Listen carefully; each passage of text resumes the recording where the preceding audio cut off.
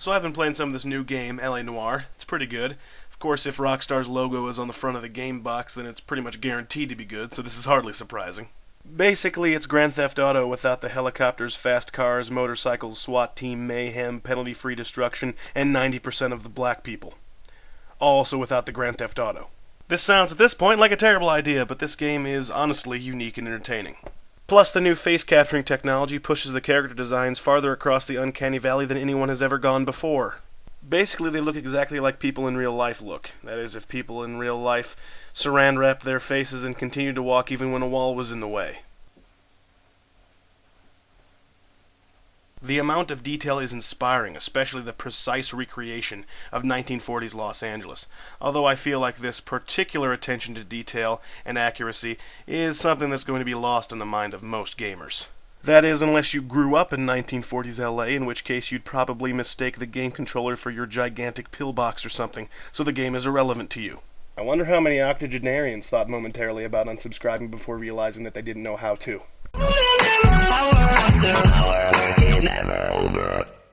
Good afternoon, butt kickers. It's May 18, the 138th day of 2011, which means that 115 years ago today, the United States Supreme Court ruled that segregation was constitutional under the doctrine of separate but equal in the case Plessy v. Ferguson. I will now demonstrate just exactly what separate but equal means with one JPEG.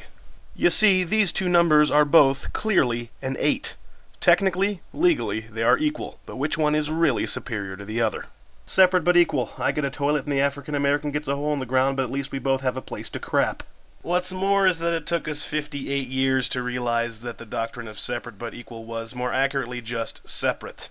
When the Supreme Court ruled in 1954, in the case of Brown v. Board of Education, that separation and segregation are both out and out unconstitutional.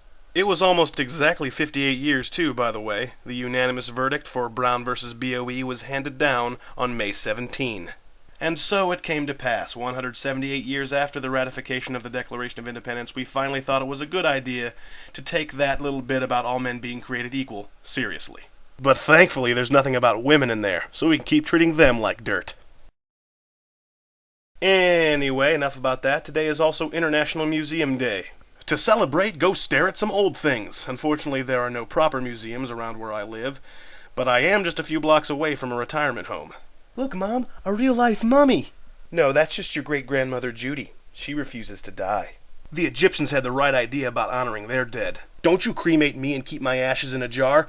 I want you to stuff my orifices with juniper berries and put me in a casket that looks exactly like me so I can be like one of those Russian nesting dolls. And then I can come back and curse Brendan Fraser, like I've always wanted to. There are plenty of other fun things to do at museums, like eating overpriced foods from the vendors there, or reading plaques about things, including other plaques. And if you stay around until after dark, the exhibits come to life. Note about that last one, it may only work if you are in fact Ben Stiller. If you are Ben Stiller, thanks for watching It's the Program. I am a fan, although I'm highly disappointed that you felt that little Fockers needed to happen. Today is also World AIDS Vaccine Day, presumably a day commemorating the discovery of the AIDS vaccine. What? Oh, well, okay. Apparently there isn't an AIDS vaccine yet. And this just in order to avoid confusion, the holiday is being name changed to keep your fingers crossed about getting rid of that whole HIV thing day. Man, racial segregation, cremation instead of mummification, the lack of an AIDS vaccine. Our history isn't that great. I think we need a history-ectomy. You get it, right? Like getting rid of history, you know? Instead of a uterus. And yes, the whole video was leading up to that pun. And that's pretty much it. Until tomorrow, I'm Griff, and I'm still talking.